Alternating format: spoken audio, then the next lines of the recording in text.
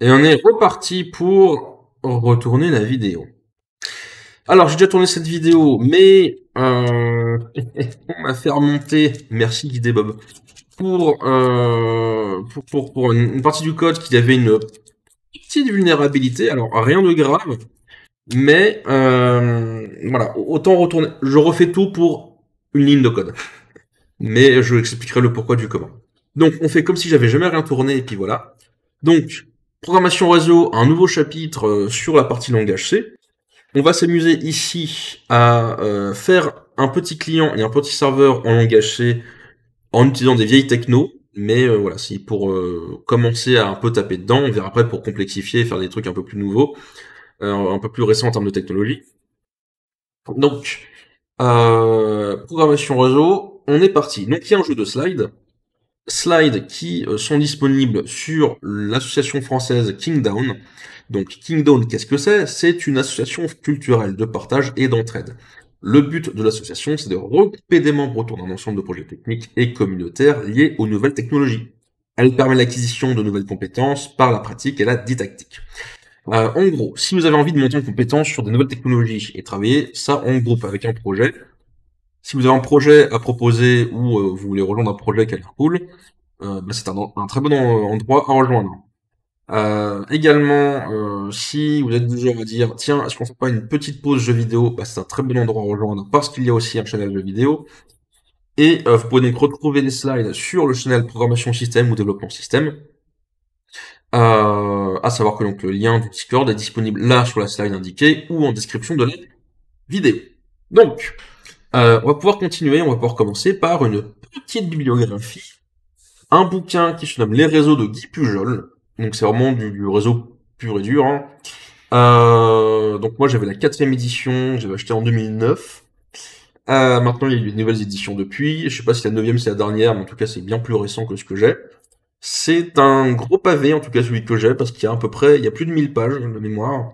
Alors j'ai pas tout lu parce que 1000 pages, mais de ce que je m'en souviens, de ce que j'ai lu, hein, c'était quand même clair, limpide, schématisé, concis, tout ce qu'on aime. En plus c'est français, donc Cocorico. Donc à savoir que le réseau c'est pas ma spécialité, donc si j'avais qu'un bouquin recommandé, ça serait celui-là. Et si j'avais un deuxième bouquin recommandé, bah je sais pas parce que j'ai que celui-là. Donc voilà. Ensuite, on a un guide de programmation réseau fait par Bidge, donc qui est un guide qui a dû aider des milliers, dizaines de milliers, centaines de milliers d'étudiants à travers le monde à faire de la programmation réseau. Alors il est bien, mais il faut faire un certain effort pour s'y plonger dedans. Il est un peu velu, donc bon guide. Mais moi j'ai essayé de faire ça plus simple et plus simple à comprendre. Voilà. En tout cas à ma sauce. On va plutôt dire ça comme ça. Donc allez voir le guide, il est bien.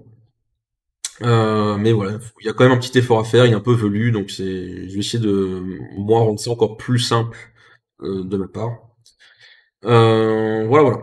Également un petit outil. Donc programmation réseau implique réseau. Donc un petit outil que je voulais montrer, c'est IPCalc. On peut lui donner une adresse IP prise complètement au hasard avec un masque de sous-réseau. Voilà. Donc, on a un résultat, on a en notation en base 10 et puis notation binaire. On peut voir qu'on a donc une séparation avec un espace ici entre la partie réseau et la partie haute. Donc on a notre adresse, on a le netmask en dotted quad et en CIDR. On a la wildcard pour savoir sur quoi est-ce qu'on va pouvoir jouer. Et donc ensuite on a le résultat du calcul, donc on a l'adresse de réseau. On voit qu'on est en 192, donc on est en classe C. On a la première adresse IP disponible dans le range, on a la dernière adresse IP disponible dans le range, on a l'adresse de broadcast si on veut taper sur un peu tout le monde, et enfin on a le nombre d'hôtes possibles dans le réseau. Voilà. Donc c'est bien de savoir faire ces calculs à la main, mais si vous avez un outil qui est disponible, enfin si vous avez cet outil qui est disponible, bah c'est mieux parce que c'est plus rapide. Mais si vous n'avez pas l'outil, bah soit vous le recodez, soit bah vous vous amusez à faire ça à la main. Voilà. Donc, je l'ai dit du coup, mais bon, on va faire un client en serveur en C. Et donc, voilà une petite liste de références sur les fonctions et syscall qu'on va utiliser pour créer le serveur et le client. Donc là, tant qu'il n'y a pas de séparation claire et précise, ça va être des fonctions et syscall utilisées à la fois par le client et par le serveur, donc des fonctions en commun. Et après, il y aura la séparation, on peut dire ça c'est que pour le serveur, ou alors ça c'est que pour le client.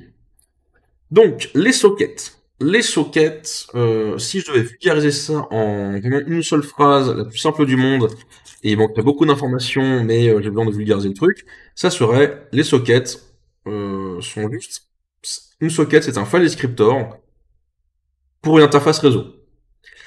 Donc, en gros, le kernel, on va lui dire, je veux créer un file descriptor, mais quand on va vouloir interagir avec, bah, le kernel va comprendre que c'est un descripteur de fichier, certes, mais il faut l'utiliser pour passer, il faut le passer par l'interface réseau pour pouvoir lire et écrire dessus.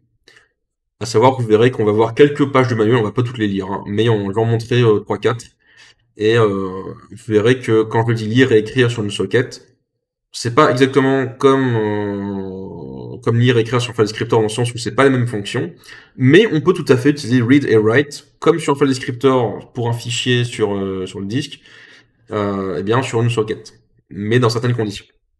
Sinon il y a d'autres syscall. Donc voilà ce qu'est une socket, c'est un file descriptor pour l'interface réseau. Ensuite on a getHeaderInfo. Alors quand je mets un petit point d'exclamation, c'est pour dire hey, rappelle-toi d'aller lire le manuel. Donc getHeaderInfo, en gros, c'est ce qui nous permet de transformer un nom de domaine, un nom de machine, en une adresse IP. Parce que si je demande à mon ordinateur de joindre serveur.fr, il va pas savoir. Lui, il faut une adresse IP. Donc, getDataInfo va servir à contacter l'autorité pour dire, tiens, comment est-ce que je fais pour me contacter? Quand je dis l'autorité, c'est en gros le service qui connaît serveur.fr, qui a l'adresse IP. Il va faire la traduction pour nous. Il va nous envoyer une liste chaînée de chemins possibles pour contacter l'adresse, le serveur, l'adresse IP correspondante. Et ensuite, on va itérer sur cette liste chaînée. getHeaderInfo, il faut lui donner certaines indications pour pouvoir restreindre sa recherche, dans le sens où j'ai envie de me connecter à une adresse IP, mais est-ce que je veux que ce soit avec un protocole en particulier? Enfin, quel protocole en particulier? Et quel port en particulier? Etc., etc. Quel IP, enfin, quel type d'IP, etc. Donc, on va aller voir le manuel. C'est ce que j'ai dit qu'il fallait. Ouais. Voilà. Donc, getHeaderInfo, on peut voir deux choses. D'abord, la structure qu'on va remplir. Donc, on peut voir que c'est une liste chaînée parce que dans struct addr-info, il y a un pointeur vers un struct addr-info qui en plus se nomme next. Donc, on a bien une liste chaînée. Et après, on a les champs qui seront remplis. C'est pas à nous de les remplir, ça sera rempli par getHeaderInfo. Et si je descends, voilà, donc là, on peut se dire en général, tiens, quand il y a les retournes comme ça, quand il y a les files et attributs, en général, c'est la fin du manuel. Donc là, je suis sur la fin. Voilà, en plus, la version, donc ça, c'est vraiment, en général, c'est vraiment un truc qui veut dire, je suis à la fin de la page de mon manuel. Et ben, en fait, non, si on regarde ici, je suis à 57% de ma page. Et si je descends, encore un peu, qu'est-ce que j'ai? Oh! Du code source pour faire un serveur. Oh! Alors, j'ai pas utilisé ce code-là. Je vais un truc encore plus simple et plus concis que ça. Mais sachez que voilà, on peut avoir un serveur complet. Et si je descends encore, oh, un client complet. Le code pour faire le client. Donc, finalement, pourquoi faire cette vidéo? Lisez le man de getHeaderInfo, copier-coller le code, et puis marre. Non, quand même pas. Mais je vais faire un truc beaucoup plus court et beaucoup plus concis. Mais voilà, sachez que dans getHeaderInfo, vous avez du code. Et dans d'autres ma page de manuel aussi, hein, c'est pas la seule. Ok. Ensuite, pour la partie serveur, on a bind. Bind, en gros, ça sert à relier notre socket sur une adresse IP qu'on peut joindre grâce à getHeaderInfo. Alors là, on peut se dire, mais à quoi ça sert de lier une socket serveur à une adresse IP? Justement, moi, je suis le serveur, je vais pas me connecter à une adresse IP. Enfin, à la limite, le client, mais c'est pas encore ça. En fait, là, ce qu'on veut faire, c'est lier notre socket à une interface réseau. Parce qu'un serveur, bah, ça peut avoir plusieurs interfaces, et on peut lui dire, je veux me connecter à telle ou telle interface. Ou on peut même lui dire, je veux me connecter à toutes les interfaces. Je veux faire de l'écoute sur toutes les interfaces. Donc voilà à quoi sert bind. Ensuite, on a listen. Une fois qu'on a notre socket serveur, une fois qu'elle est bindée à notre interface réseau, on va listen. Et donc ça, c'est un syscall qui est bloquant. C'est-à-dire que dès qu'on passe dans listen, tout le code s'arrête et on attend que listen nous réponde. Et donc, listen, il va se mettre en écoute et attendre qu'un client fasse toc toc sur l'interface réseau pour dire, je veux me connecter. Et une fois que le client dit je veux me connecter, on va accepter, oui ou non, le client. Et on pourra continuer le code et dialoguer avec le client, qui sera donc lié à notre socket serveur. Ensuite, on a receive. Alors, receive, donc j'ai dit, il faut aller voir les pages du manuel. On va voir les deux, enfin, elles donnent les mêmes informations. On va voir la 3P, elle va être plus rapide à trouver. L'information que je veux sera plus rapide à trouver avec 3P, je crois. Bref, on va voir. Donc, receive, en gros, ça va être le read du socket, de la socket. Là où sur un file descriptor, où c'est un fichier sur le disque, je vais utiliser read. Et avec une socket, je vais utiliser receive. Alors, on va voir. Non, ça c'est le 2. Donc, voilà. La seule différence entre receive et read, c'est la présence de flags. Donc, si on voit la signature de la fonction, on peut voir qu'effectivement, j'ai un file descriptor, j'ai un buffer, j'ai le nombre d'octets que j'ai envie de lire, et ensuite là j'ai flags qui par rapport à read est nouveau. Donc ça porte de flags. Avec l'argument flags à 0, receive est généralement équivalent à read. But si not, donc il y a encore quelques petits menus de différence. Mais voilà. Donc je peux utiliser read sur ma socket. Et alors là, si je vais voir la page 3P, donc l'implement POSIX de receive, je peux voir que la fonction receive est équivalente, on s'en fiche, à read si la socket réfère bien à une socket et que l'argument flags est à 0. Voilà. Donc, je peux utiliser read pour ma socket, ça fonctionne. Ensuite, pour la partie cliente. Maintenant qu'on a fait getDataInfo et socket, on veut se connecter à notre serveur. Donc là, on utilise connect et pas bind. Et donc, on va dire, connecte-moi à l'adresse IP là-bas. En gros, pendant que le serveur est en listen, on dit, je vais me connecter, toc toc, laisse-moi entrer. Et une fois qu'on s'est connecté, on fait juste un send pour write sur la syscall de la donnée. Donc là, pareil, si je vais voir send, je peux voir que la seule différence entre send et write, c'est la présence de flags. Donc là, c'est pareil, file descriptor, buffer, la taille qu'on veut lire et le flag. Donc le flag. Avec l'argument flag à 0, send est équivalent à write. Voilà, on peut faire un write sur ma syscall. Tant que flags est à 0, c'est tout parti. Voilà. Donc, on est parti pour la démonstration. On va faire du code, on va commencer par le serveur. Donc, voilà un code en commun pour les deux, pour le client et pour le serveur. Les include, et pour le makefile, le cpp flags avec le flag de preprocessing qui va bien pour pouvoir compiler. Alors, on va commencer par le makefile. Donc, cpp flag, c'est égal à -t POSIX c source égale 2001-12L. Est-ce que j'ai bien écrit? Oui. C flags, ensuite c'est égal à stdc 99 wall ou extra w gl j'avais w erreur obj ça va être serveur.o, donc on a juste un serveur.c. bin c'est égal à obj mais j'enlève le point o égal à rien, voilà. Bin, pour faire mon bin, j'ai besoin d'avoir mon obj. Bin.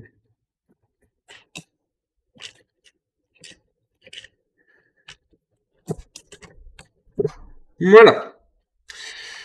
On peut donc continuer sur le serveur. Allez.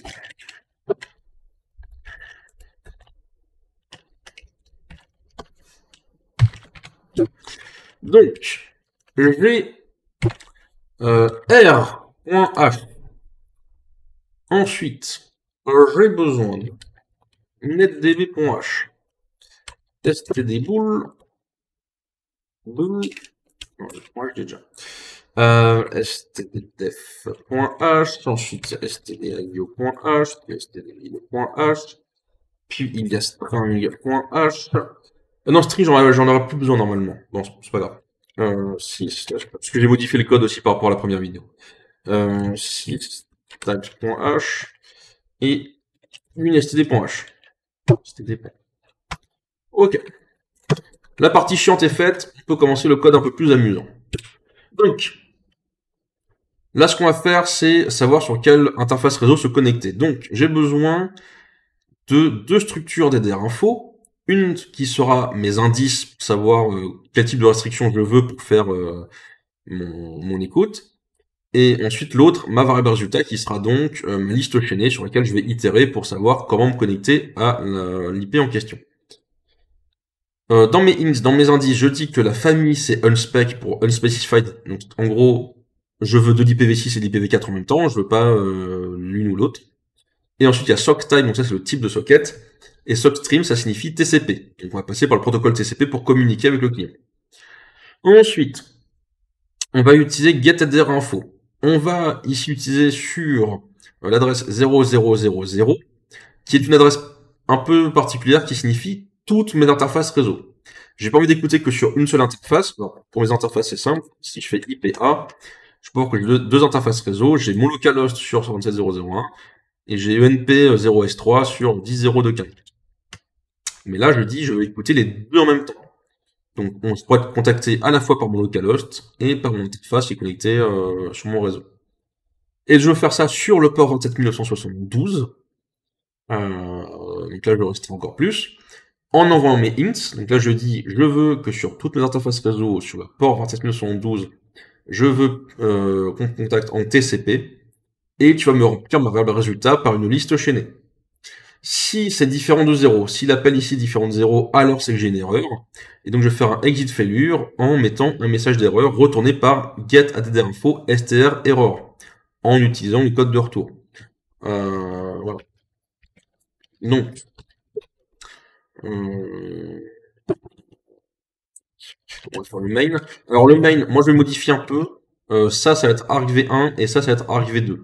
Comme ça, j'ai pas recompilé quand je vais modifier, j'ai juste à exécuter différemment. Char argv.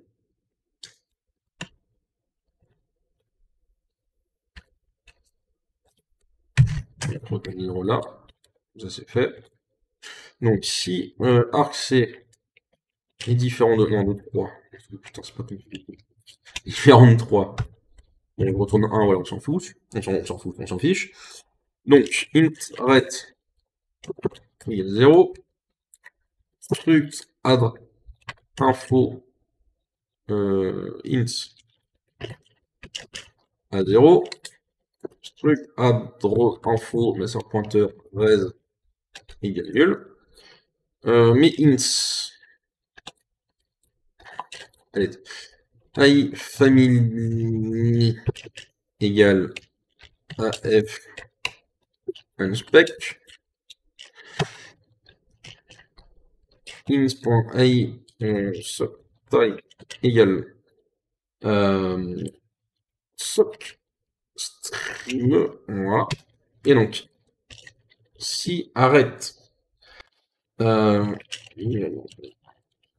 faux, donc je mets argv1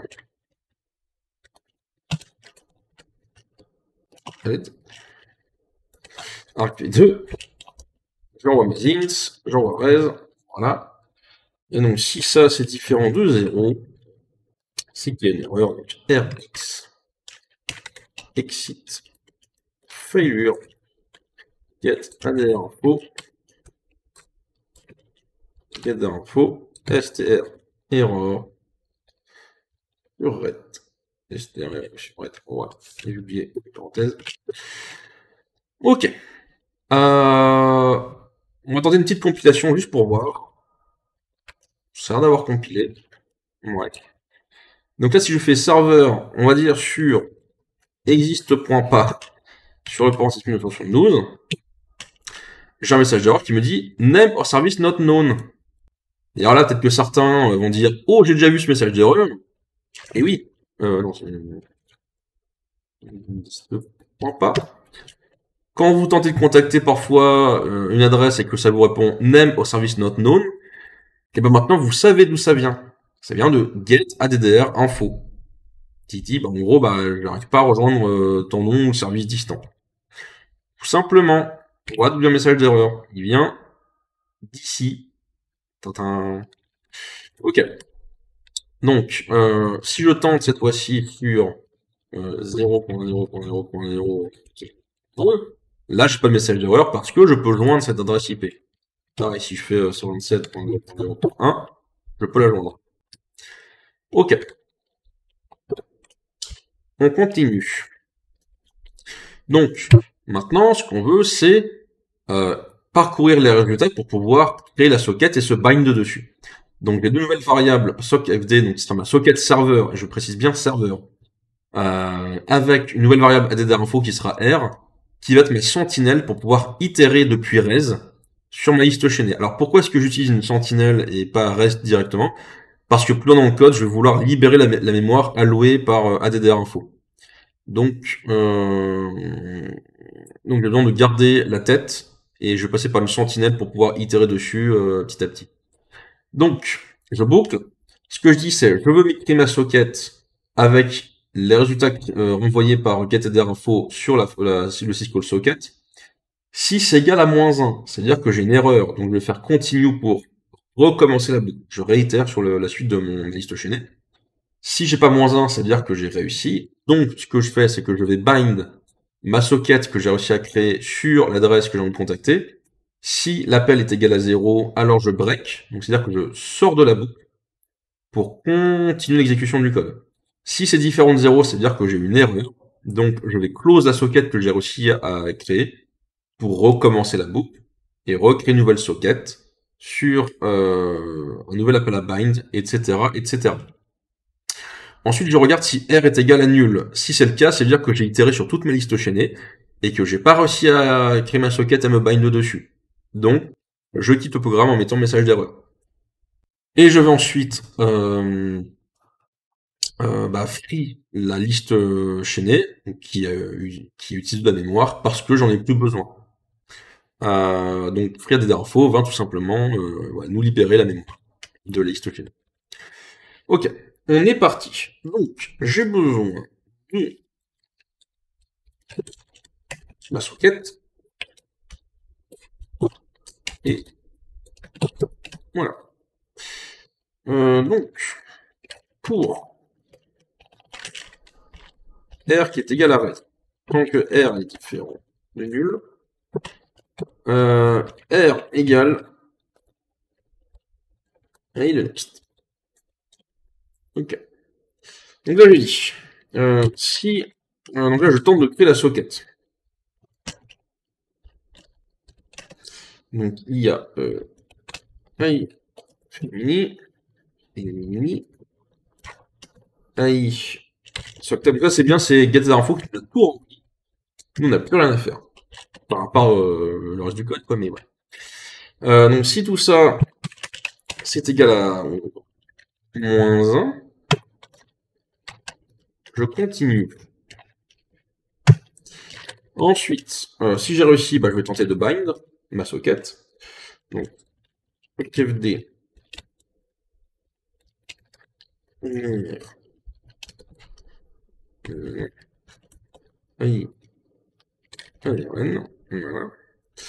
voilà. Si ça c'est égal à 0, j'ai réussi, donc je peux sortir de la boucle et continuer le code. Sinon, il faut bien que je close ma socket. Et vous voyez, on voit bien que c'est un file descriptor, j'utilise close.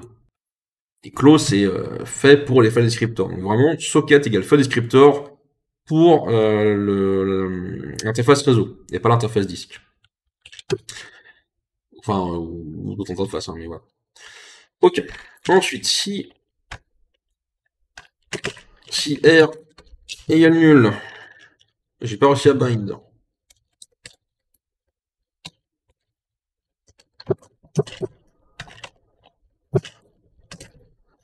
Voilà.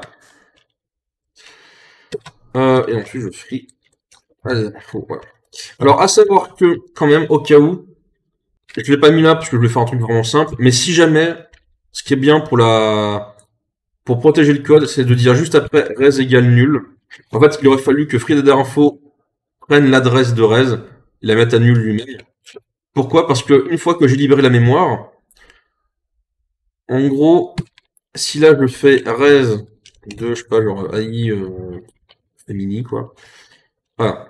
Si je fais un truc comme ça sera correct. Enfin, c'est-à-dire, le code va continuer à s'exécuter.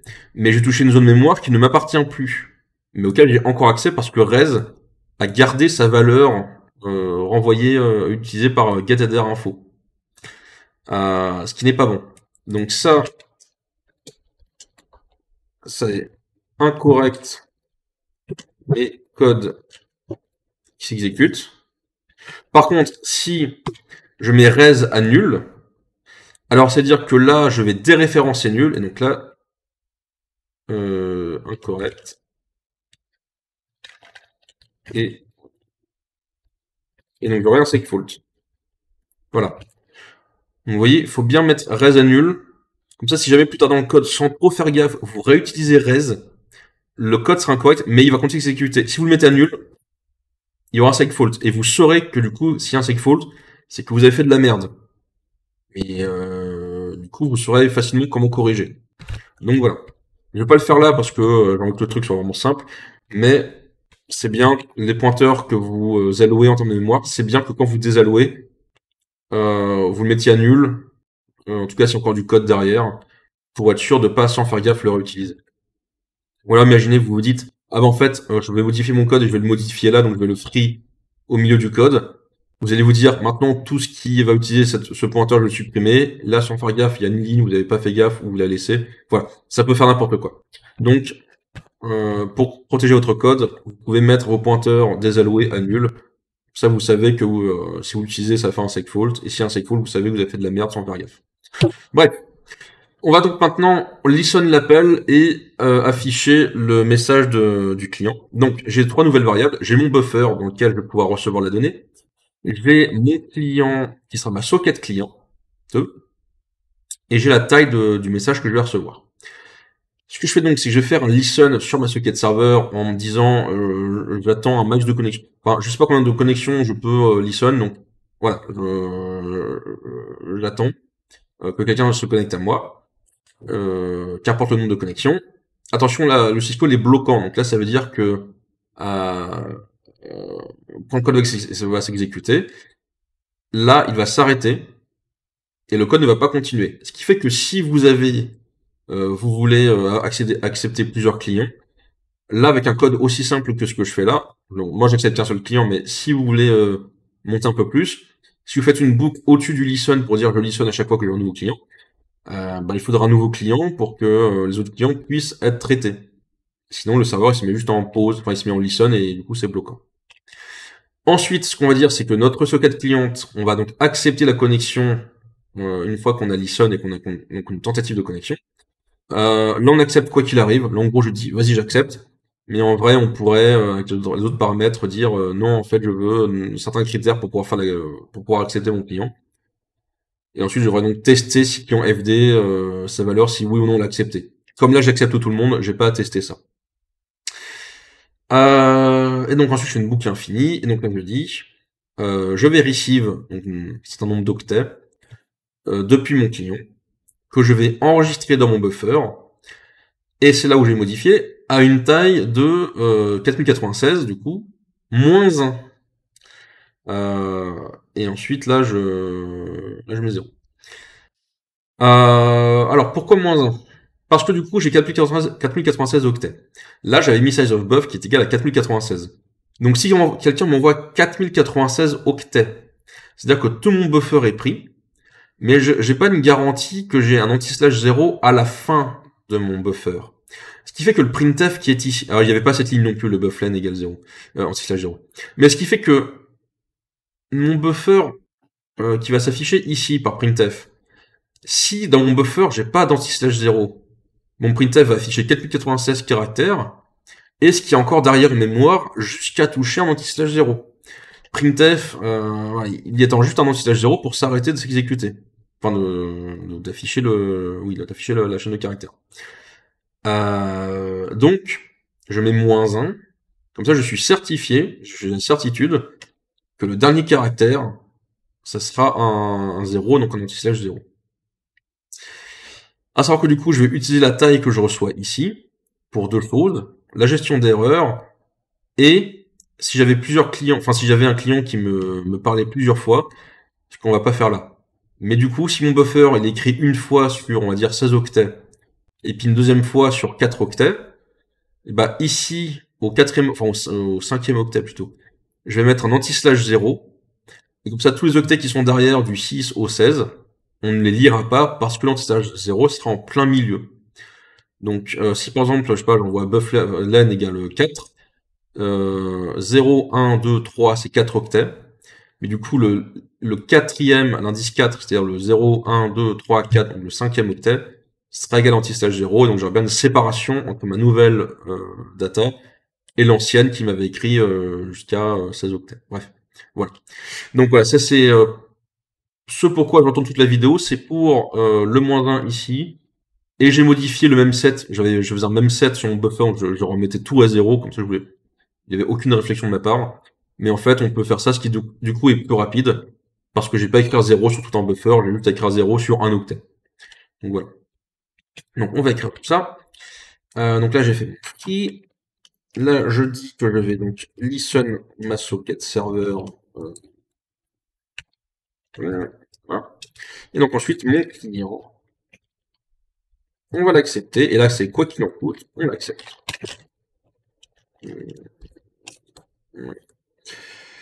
J'ai oublié, je crois, quelques petits arguments, quelques petites variables. FD égale 0.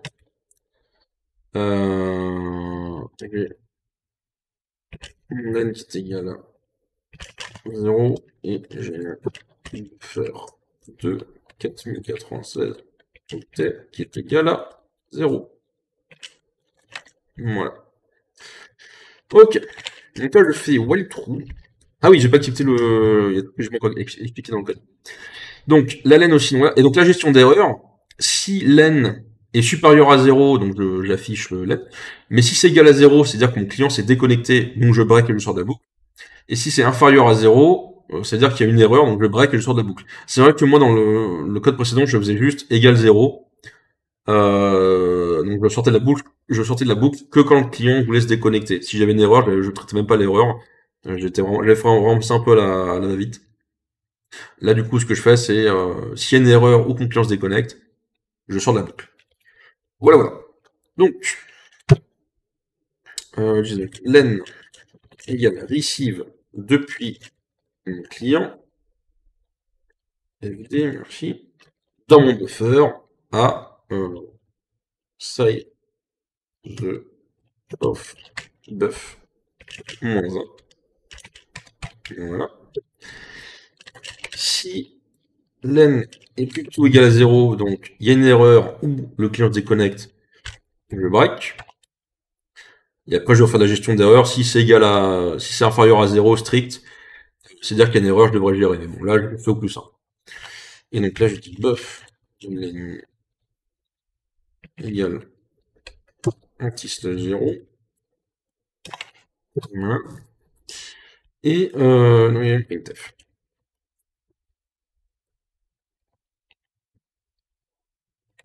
Et voilà. Et ensuite, faut que je close mes sockets et je peux quitter mon programme. Alors en soi, c'est pas en soi, soyez propre et closez toutes vos sockets. J'allais dire de la bien. Client MD. Voilà. Et là, on a fini le serveur. Alors, on compile. Est-ce qu'il y a des erreurs? Oui. Parce que je sais pas écrire. C'est family. Bizarre, ça avait compilé la première fois. Bon, j'ai dû modifier sans faire gaffe. Et c'est pro. Et c'est AI protocol. Ah non, non, non, c'est pas ce code que j'avais testé, donc oui, non, j'ai vraiment écrit n'importe quoi. Voilà, ok, il y avait que deux erreurs, j'avais écrit family et R protocol au lieu de R AI protocol. Donc ça a compilé. J'ai mon serveur.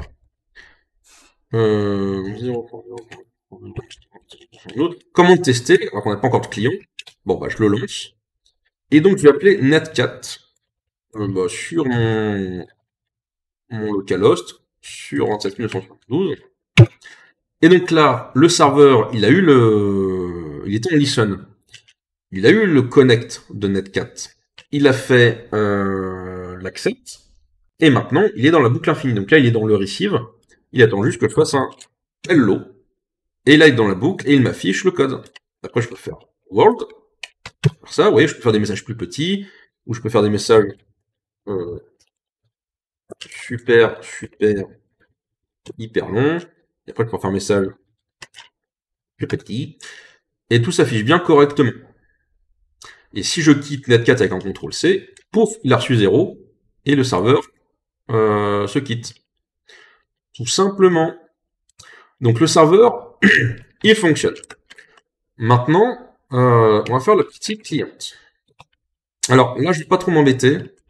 Je vais copier le makefile. Je vais copier le code C. Je vais l'appeler client.c. Ça, je peux quitter. Je vais modifier le makefile parce que du coup, c'est pas serveur.o, c'est client.o. Voilà, le makefile est prêt. Et client.c, on va le modifier un peu. On va modifier comme. Donc là, on est dans la partie cliente. On peut voir ici que le code est exactement le même. Donc là, j'ai rien à modifier. Et ensuite, avoir le résultat, le code est exactement, non, le code est presque exactement le même. Au lieu de faire un bind, je fais un connect. Mais si vous regardez bien, ce sont les mêmes arguments, avec le même test de retour. Tout le code est le même. Donc là, tout ce que j'ai à faire, c'est changer le bind par connect. Voilà. Cette slide est prête. Et ensuite, je fais un send. Et puis je close mes sockets. Voilà. Ensuite, toute la partie de traitement de la part du serveur, de la part du client, c'est juste envoie donc argv3 qui sera donc le message que j'ai envie d'envoyer. J'ai pas envie de faire une boucle infinie comme fait Netcat, où je dois du coup traiter le fait de taper au clavier machin. Comme j'ai dit, je veux vraiment faire au plus simple. Donc là, mon client, tout ce qu'il fait, c'est send, et après, il close la socket. Mais si je veux faire un truc intelligent, je pourrais faire aussi ici, je vais y arriver, une boucle infinie, qui va listen,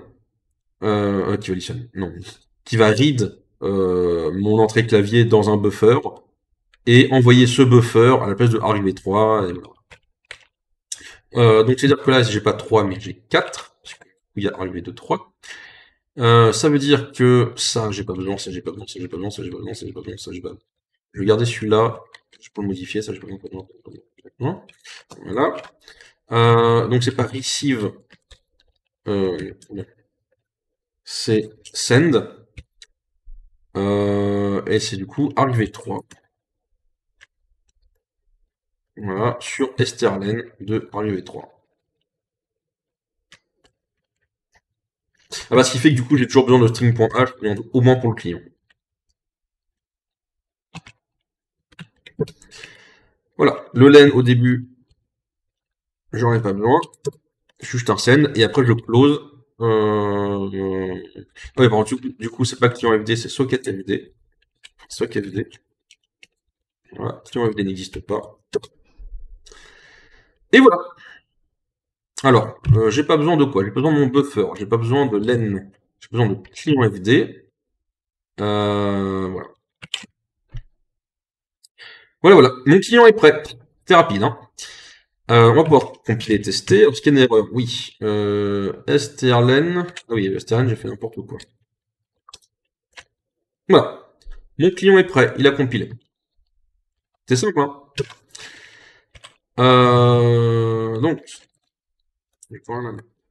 Donc, comment tester le client? Alors, si on n'a pas encore de serveur, on peut faire ncat en listen.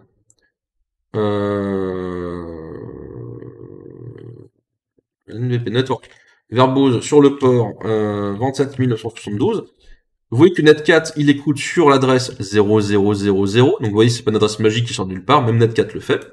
Donc là, je vais tester mon client. Je vais lui dire, tu te connectes 127.0.0.1 sur le port type 1912 et tu vas envoyer Hello World. Et voilà. Netcat listen. Il a bien reçu le message. Et donc, il affiche Hello World et après, il a quitté. Parce que mon client a quitté aussi. Il n'y avait plus de serveur, il n'y avait plus de clients à écouter. Voilà. Donc, vous voyez que le Netcat, il fait à peu près tout pareil comme nous. Enfin, quand j'utilise des arguments comme ça. Donc voilà, donc mon client fonctionne, mais on a peut-être envie de le tester avec mon vrai client. Enfin, mon vrai serveur. Voilà. Mon serveur, 0.0.57.0, sur le port 27.212. Et donc là, on va refaire pareil. Et ça fonctionne pareil. Il m'affiche Hello World. Et puis il quitte, en même temps que mon client. Voilà. On a fait le client. Donc tout fonctionne. Maintenant, il faut qu'on parle de certaines choses. Le multiplexage. Parce que là, mon serveur, pardon, n'accepte qu'un seul client. Et comment je pourrais faire pour accepter, donc il y a un problème qui s'appelle le Titanic Problem, comment je fais pour accepter 10 000 clients à la seconde? Parce que bon, je vais pas faire une boucle, enfin, comment dire, mon listen, déjà il est bloquant, mais quand bien même je faisais, je ferais, on va dire, des forks. Donc je vais forker chaque client. Forker quelques dizaines, centaines, selon les serveurs, dizaines, centaines de fois, enfin, ça va encore, mais au bout d'un moment, 10 000 clients. Le serveur il est sur les genoux, hein, 10 000 forks, 10 000 process pour gérer les 10 000 clients, et encore, maintenant c'est bien plus, hein, dans notre ère actuelle. Voilà, c'est juste impensable.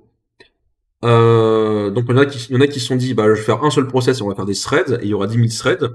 Mais là on part dans du code spaghetti dégueulasse, donc c'est non aussi. Et donc il y a eu plusieurs évolutions dans le monde pour faire du multiplexing. Pour Linux, on a maintenant ePaul. Alors attendez, on va montrer la page. Voilà. Donc ePaul, qui, je vous le montre parce que voilà, il y a du code aussi qui est dedans. On va pas le faire là, hein, mais voilà, il y a du code qui est présent. Et donc ePaul, ce qu'il va faire, c'est le kernel va s'occuper, donc c'est non bloquant, va s'occuper de créer une pool d'attente. Et en fait, nous, de temps en temps, il faudrait aller dire, il y a quelqu'un dans la pool qui veut bien, il y a un client là que je peux utiliser, oui, non, peut-être, voilà. Et donc, on va prendre le client, on va le libérer de la pool et on va le traiter comme client, on va l'ajouter dans un tableau, une liste chinoise, n'importe quoi, pour avoir un nouveau client dont il faut s'occuper. Voilà. Donc ça, c'est ce que Linux fait. À savoir que du coup, il y a Paul qui existe et qui du coup était un standard qui devait être utilisé par absolument tout le monde, mais ce standard était pas super opti, ce qui fait que Windows a fait son propre standard, BSD a fait son propre standard, machin a fait son propre standard, et donc Linux a fait son propre standard qui s'appelle ePaul. Mais sinon, voilà, vous avez Paul qui normalement était le standard que tout le monde devait utiliser, mais tout le monde est parti sur son coin. À savoir que du coup, accept, c'était aussi le vieux standard. Le accept que je faisais là, donc c'était un vieux truc. Il est déprécié. Paul est plus récent que accept en termes de standard, mais ePaul par rapport à Linux, parce que ça fonctionne sur Linux, lui est beaucoup plus récent et beaucoup plus optimisé aussi. Mais du coup, il y a que Linux qui fait ePaul. Sur Windows, il faudra faire autre chose. Sur un BSD, il faudra faire autre chose. Voilà. Il y a également, ça du coup, ça a été pas, donc c'est encore XDBob qui en a parlé. Il y a IO Uring, qui est un autre, une autre API pour faire de l'asynchrone, que je ne connaissais pas. Donc là, c'est pareil, il y a du code machin qui est donné, enfin l'implémentation qui est donnée. Bon, il y a encore du code. Donc à voir. Moi, je pense que je vais regarder parce que ça doit être, c'est super intéressant de faire de l'IO asynchrone. C'est dur à mettre en place, mais une fois que ça fonctionne, on est très content. Donc voilà, il y a IO Uring qui existe. Il y a le commentaire qui dépasse, c'est pas grave. Je mettrai à jour à ça pour que ce soit en 2 lignes et ça sera sur le serveur Discord. Voilà.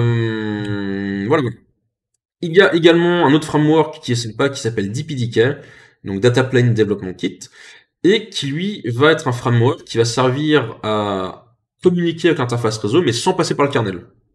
Et donc ça peut être pas mal intéressant aussi. Donc pour le reste, il y aura certainement bien plus tard des vidéos pour continuer à faire du réseau. Et pourquoi pas aussi taper de la synchrone de façon plus générale, on verra. Donc je rappelle que les slides sont sur le serveur Discord de Kingdom, l'adresse est donnée ici. Voilà, voilà. Moi, entre-temps, je vous dis, portez-vous bien et à la prochaine vidéo.